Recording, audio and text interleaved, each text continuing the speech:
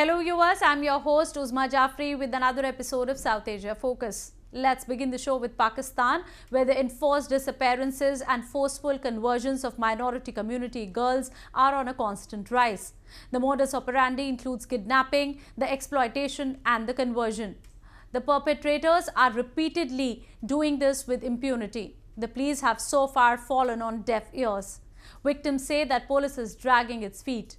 Today we show you the story of a mother of 5 from Sindh province who was kidnapped by religious fundamentalists.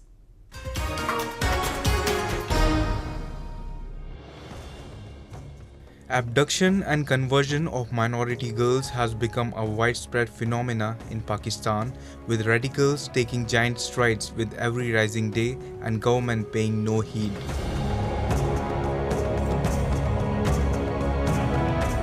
Few weeks back, people belonging to Hindu community in Rahim Yar Khan district of Pakistan's Punjab province took to streets against the abduction and forceful conversion of a 17-year-old girl. Holding placards and banners, they chanted slogans against forced conversions of Hindu girls. However, the anger, the demands and their pleas fell on deaf ears.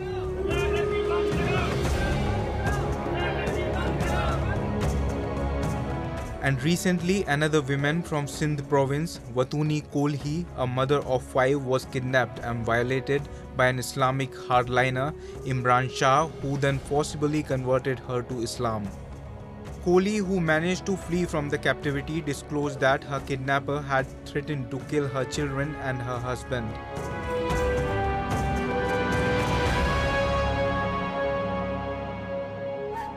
Imran मुखे धमकी ॾिनी हुई court में चयो जा किथे बि तुंहिंजी माइटनि जी थी त तोखे कुझु कोन कंदासीं तुंहिंजे बच्चनि खे ऐं तुंहिंजे घरवारनि खे मारे छॾींदा।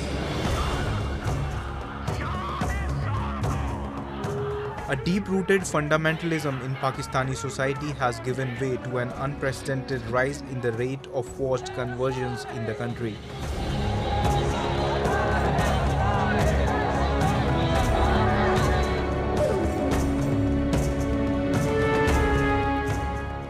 Not just full-grown adults, but teens and ignorant children too have faced the hammer of religious extremism. There's a widespread religious persecution. On April 30, the National Assembly of Pakistan referred the bill to amend the Child Marriage Restraint Act 1929 to the Standing Committee on Law and Justice for further proceeding. But the Federal Minister for Parliamentary Affairs, Ali Muhammad Khan, stonewalled its movement. Citing it against Islam, he threatened to resign if the bill garnered any support. The event is a clear indicator of how legislators in the country have paid no heed to an issue of even this gravity, just for their political gains. किसी बात पर stand करने के लिए वजारत तो छोड़े मुझे अपनी इस असेंबली की मेंबरशिप से भी इस्तीफा देना पड़े मैं तैयार हूं और मैं ये समझता हूं कि इस चीज को छेड़ने से पहले इसको भेज दिया जाए इस्लामी नजरियाती काउंसिल के पास उनकी जो राय हो जरियत उलमाए कराम वहां पे बैठे हैं उनकी जो राय हो वो फिर साहबान की राय होगी लेकिन मैं नहीं समझता कि यहां पे हमारा कोई ऑनरेबल मेंबर जिनका ताल्लुक एक माइनॉरिटी कम्युनिटी से भी है कि वो एक ऐसा लॉ लेके आए जो मुसलमानों की इज्तिमाई और इंफरादी जिंदगी को इतने हद तक छेड़े। In the past few decades, things have only become worse for the minorities in Pakistan. The foremost reason being the radicalization of Pakistani society and government's apathy towards them. And the pace of the growing extremism is alarming. Pakistan is poised to become a graveyard for minorities if these radicals are not tamed immediately.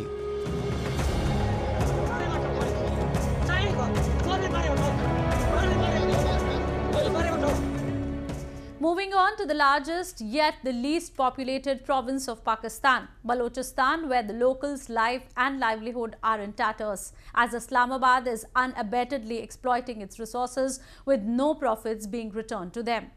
Baloch activists say that Pakistan has no interest in the human resource of the region and wants to drain away all the metals and minerals of the region for their own benefits.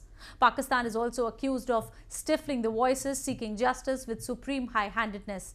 It has been arbitrarily arresting people, keeping them in detention centers for months, and sometimes even hacking them to death. A report. Historically an independent nation, Balochistan has been subjected to a multidimensional plunder and barbarity of Pakistan. While Pakistan has been plundering the resource-rich province in the guise of development and national interest on one side, it's been using brute force to stifle voices of dissent and resistance on the other. Prominent Baloch activist Karima Baloch is of the opinion that Pakistan has nothing to do with the interests of indigenous people and has been exploiting the region just for its immense strategic importance. हमें तो अक्सर पाकिस्तान बोलती आ रही है कि हमें आप लोगों की ज़मीन चाहिए, आप लोग नहीं चाहिए, आप लोगों की रिसोर्सेज चाहिए है। तो बलूचिस्तान का जो उसकी ज़मीन है, उसकी रिसोर्सेज हैं और रीजन में उसकी जो अहमियत है जियोग्राफिक, ज़ाहिर सी बात है उसको कंट्रोल में लाने के लिए और उसे जो बलूच हैं उनको सफ़े हसी से मिटाने के लिए जो बलूचिस्तान में जो आज़ादी की एक स्ट्रगल चल रही है उसको हमेशा के लिए खामोश कराने की जो उसकी पॉलिसी है वो है अपनी जगह और उसमें तेज़ी भी आ रही है। On a number of occasions, Balochis have staged protests and demonstrations on international platforms against the Pakistani administration. They have highlighted atrocities being committed on them by Pakistan. Pakistan has systematically been carrying out ethnic cleansing in the name of national security. Its forces abduct and kill innocent Balochis and subsequently label them as traitors and extremists. Baloch say that they will not be cowed by such devious moves. अगर अपनी बका के लिए struggle करना extremism है तो हम हैं, क्योंकि हमारी जो स्टेट थी, एक आज़ाद हैसियत थी, उसको ताकत के ज़रिए उन लोगों ने हमसे छीन लिया है। अब जैसे कि दुनिया की दूसरी कौमें हैं, पाकिस्तान यूनाइटेड नेशन में बैठ के दुनिया के हर फोरम पे बैठ के कश्मीरियों की आज़ादी की जो बात करती है, अगर एक्सट्रीमिज़म का लफ्ज़ हम पे फिट आता है तो वो भी कश्मीरी भी एक्सट्रीमिस्ट हुए जो वो अपनी आज़ादी की बात करते हैं।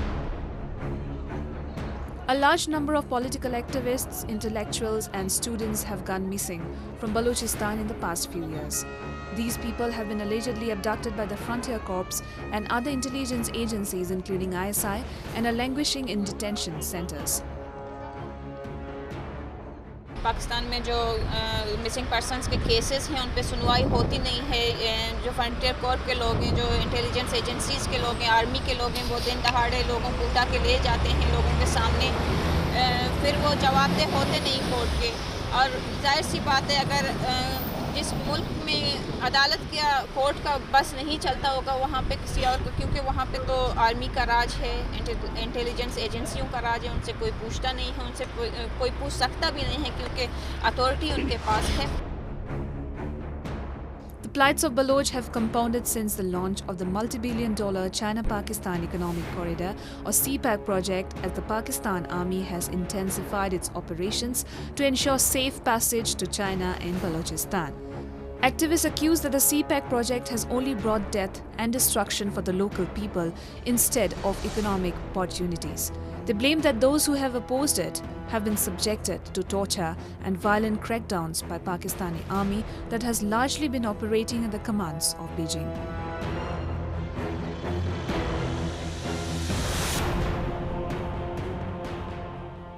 We are now joined by Naila Qadri Baloch, an exiled leader from the region who has been fighting for the Baloch rights.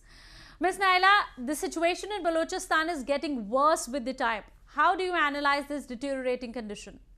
You're very right that situation is worsening day by day because the state violence is increasing and poverty is increasing. People are deprived of every kind of facility, especially when I'm talking about our people who are facing floods now and facing drought. At one side it's drought and one side it's floods. So situation is very bad for Baloch people, and they are on mercy of nature. There is no infrastructure, nothing. It's not a civil life that they are living in. But nowadays we have learned that from different sources that Pakistan Army it's interested or it's planning to control precious minerals in Balochistan directly. And as you know that before that Pakistani state, in the cover of civil state, they have sold a whole mountain of gold to China in Sendak. And now Pakistan doesn't see anything for its survival other than the Rekodak, another gold mine in Balochistan. The Baloch plight is known to all now. Do you think international community is doing enough into the issue? It's very strange that the kind of genocide going on in Balochistan, people are just silent. Nobody is taking interest. Even United Nations, we are every time here and we are raising our issues, but still we have seen nothing out of it. And maybe you have noticed that wherever Chinese investments are and wherever Chinese interest is, you will see a kind of genocide there.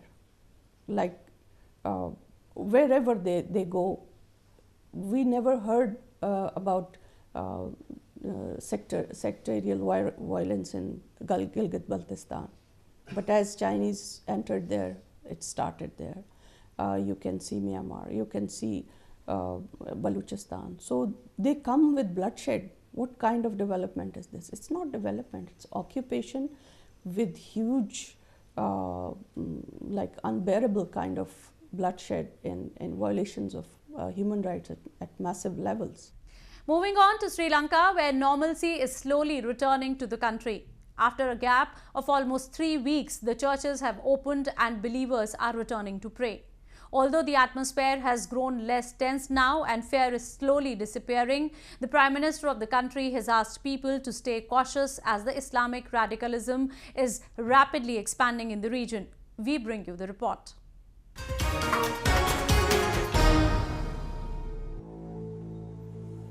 Amid a still prevalent atmosphere of fear, St. Anthony Church in capital Colombo, which was also targeted in Easter bombings, reopened a small shrine room, allowing devotees to return for prayers. Religious places had remained shut after the government had issued a cautionary advisory in the aftermath of deadly attack that killed 257 people. Catholic churches in capital had cancelled Sunday Mass for 2 consecutive weeks. However, the words of prayers were drowned out drilling and banging as the construction work in the parts of the church that were severely damaged was still in progress. A small number of people who had gathered in the church also made an appeal to others to come and join the prayers. ඉතින් කතෝලිකයෙක් වශයෙන් මම ඉතාමත් ආදරෙන් සහ සන්තෝෂයි මේ ගැන දකින්න අපිට ඕසමක් කියන්නේ ඉටිපන්සම් පත්තු කරන්න පුළුවන් වෙච්ච ගැන මේ මම හිතනවා මේ අනිත් කතෝලික කට්ටියයි ඔක්කොමල්ලා බය නැතුව මේ වගේ ඇවිල්ලා ඕසමක් කියලා යයි කියලා. ගෙවල් වලට වෙලා බයේ ඉන්නේ නැතුව. The St. Anthony's Shrine was the third church bombed that day, and like others, this church too underwent a heavy loss of lives and infrastructure. Government, however, has shown an assertive attitude since then and has been largely successful at restoring normalcy in the country. People say they will start coming back to the church once the construction work is completed.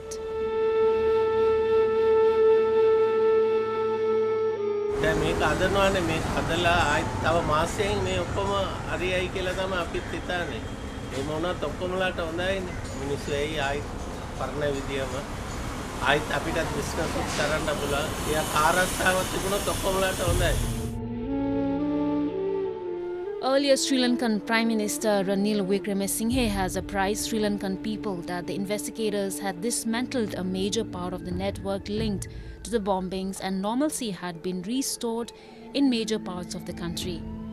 He also warned that prospects of further attacks were not eliminated completely.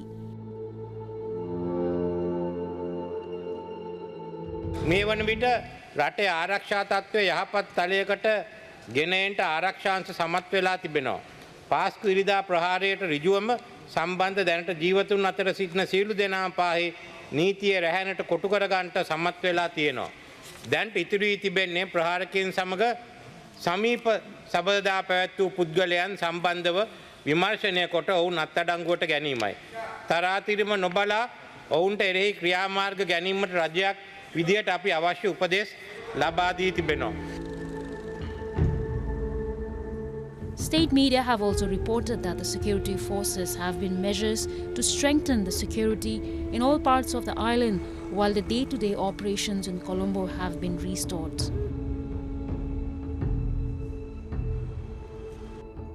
Moving on to Bangladesh, where amid an atmosphere of gloom and despair in the refugee camps of Cox's Bazar, a violin-player is keeping people entertained. He says he has been freely performing the music after years. The Rohingya were forced to flee their homes after the Myanmar military launched a crackdown in August 2017, forcing hundreds of thousands to take accommodation in Bangladesh.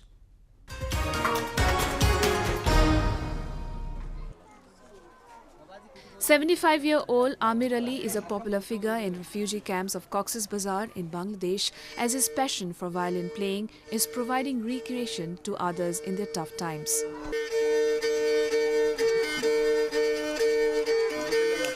Ali, who belonged to a well-off family, learned to play violin as a child after developing an obsession with an instrument owned by one of his uncles.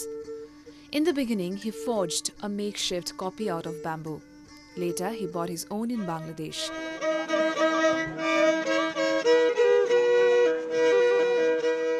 In his youth, Ali and his friends used to play together in a wedding band. They would tour their native Rakhine state on the western border, performing on moonlit nights beside the rice fields.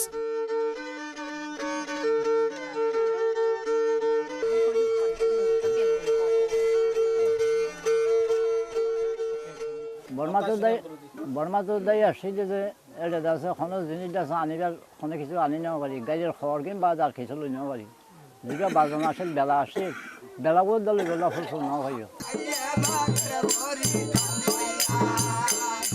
In the years leading up to their expulsion, Myanmar imposed debilitating restrictions on the Rohingya, a persecuted Muslim minority demonized as illegal immigrants from Bangladesh. They say they were prevented from traveling, gathering in groups, and expressing their ethnicity. Myanmar doesn't recognize the Rohingya as an ethnic group. Getting permission to perform was nearly impossible. Now their venue is a bamboo shelter in a Bangladeshi camp, their audience a curious crowd of fellow refugees. But for the first time in decades, they're free to play music.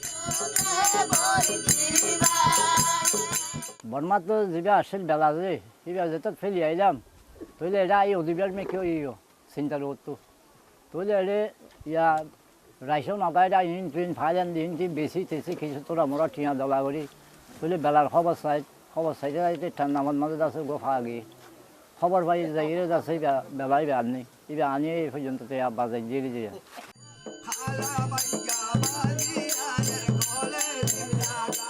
It had been a long time since the band's last wedding when, in August 2017, soldiers arrived in their quiet village in northern Rakhine state and burned it down to the ground.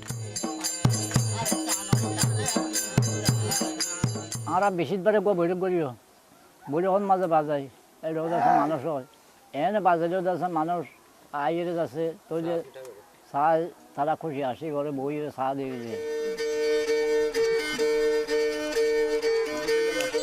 The sweeping crackdown, which the United Nations has said was executed with genocidal intent, drove 730,000 Rohingya into Bangladesh. Now home to close to 1 million people, including those who fled previous waves of violence, the camps comprise the world's largest refugee settlement. While life in the camp is bleak and monotonous, refugees say Bangladesh offers relative freedom compared to the apartheid-like conditions they endured in northern Rakhine.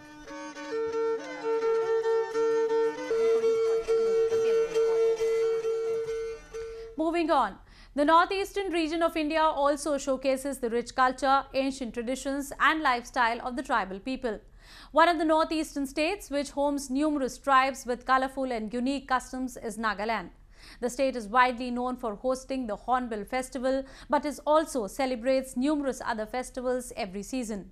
One such is Moatsu Festival or Spring Festival, which was recently celebrated by the Ao tribe of Nagaland. Have a look.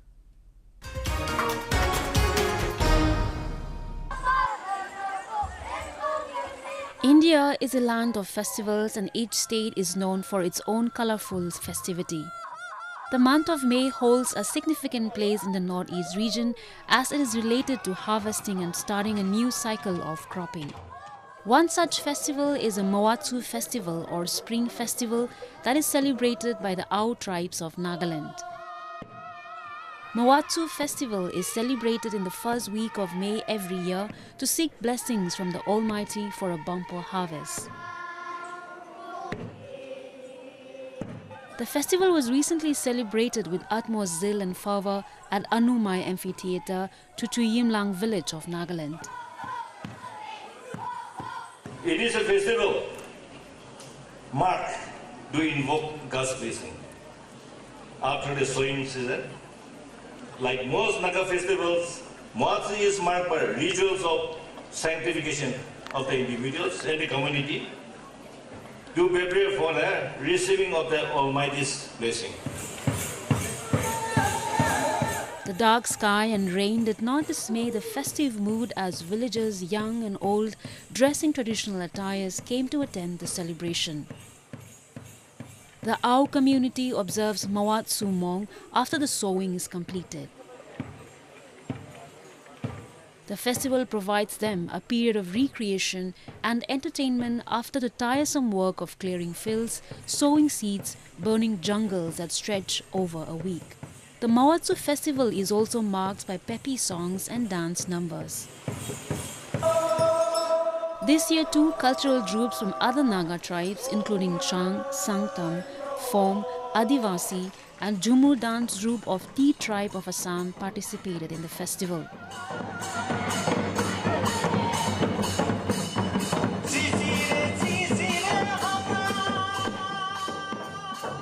Besides colourful performances, the festival also saw fun activities like tug of war, log drum beat, cane and bamboo craft making and weaving by a group of women. Moreover, this festival also provides opportunities for the youth to demonstrate their skills and physical prowess. We have been endeavoring to preserve this rich tradition and the spirit of our villagers to uphold this rich tradition has been recognized by the government. The Department of Tourism, Government of Nagaland has named Tuyimlang as the Moatsu destination. Festivals like this not only enlighten travelers about the number of unknown facts about the region and the unique culture, but it strengthens diplomatic ties with neighboring villages also.